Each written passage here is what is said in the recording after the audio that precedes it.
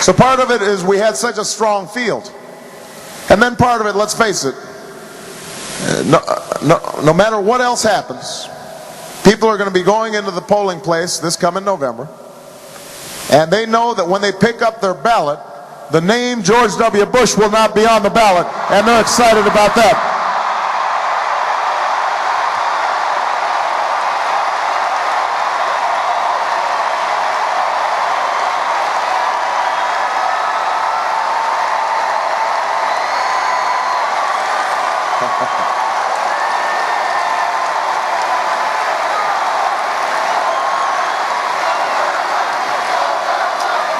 They are excited.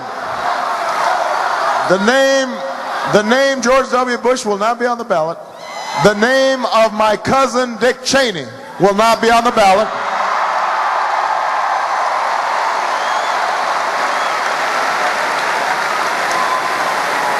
That was really embarrassing when that came out.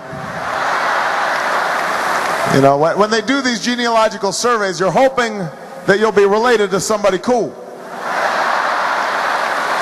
You know, like Paul Wellstone or Willie Mays or Paul Revere. Dick Cheney, that's a letdown. That's a letdown. But that's okay. His name will not be on the ballot, so we know that the era of Scooter Libby justice and Brownie incompetence and Karl Rove politics will finally be over next year.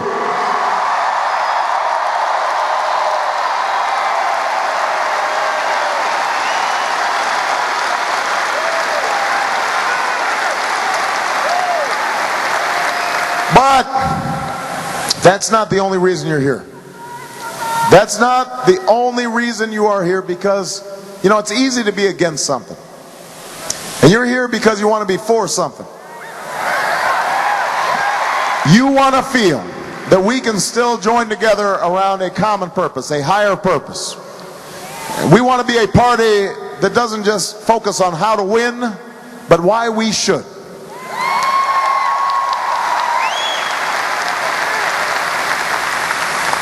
I know this because I've been in a conversation with the American people, and they are anxious about their futures.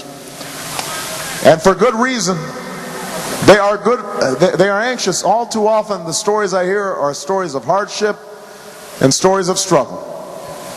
I can't tell you how many workers I've met who spent 20 years pouring their lives into making profits for a company, only to find the job shipped overseas and the rug pulled out from under them, and not only do they lose their job, but their health care, their pensions. They're trying to figure out how to keep things afloat on a $7 an hour job at the local fast food joint.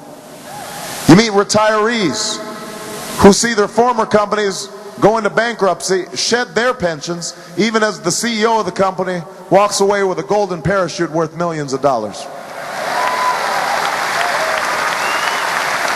All across this country, I meet teachers who are working second jobs just to make ends meet. And those same teachers are digging into their own pockets to buy school supplies for their classroom because the schools are underfunded.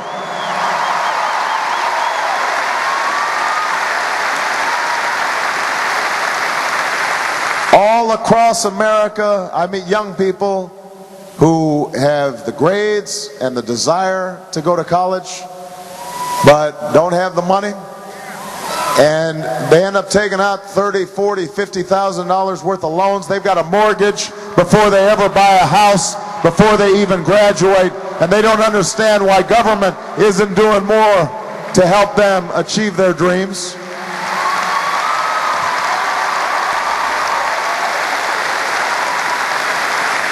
All across this country, I meet veterans of Iraq and Afghanistan who are proud of their service, and rightfully so, because they have done everything that has been asked of them. They have performed magnificently on behalf of this country.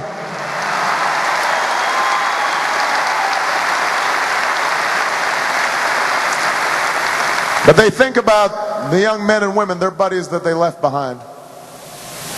And they question the wisdom of a mission that has cost us so dearly in blood and in treasure and has not made us more safe. And sometimes I meet homeless veterans and disabled veterans who wonder how it is that the country could have forgotten their service so quickly.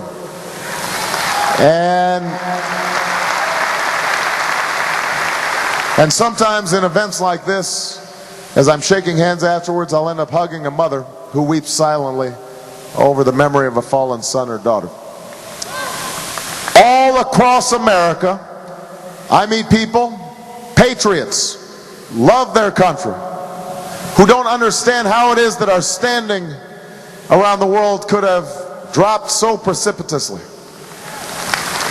They are ashamed of Abu Ghraib, and they are ashamed of Guantanamo, and they're ashamed of what is happening to our civil liberties in this country. And they don't understand how we could, whether or not we torture. We do not torture. They love their country, and they want their cherished values and ideals restored.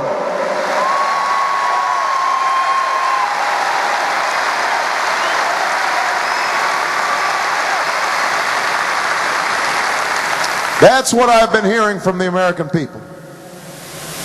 They are ready to move forward, ready to look out towards the future. And I am confident about my capacity to lead this country into that future. I would not be running if I were not. But remember what I said, change doesn't happen from the top. I cannot do it by myself. So the question is how ready you are to work for change. Because if you are ready for change, then we can go ahead and tell the lobbyists that their days of setting the agenda in Washington are over. They have not funded my campaign, they will not run my White House, and they will not drown out the voices of the American people when I am President of the United States of America.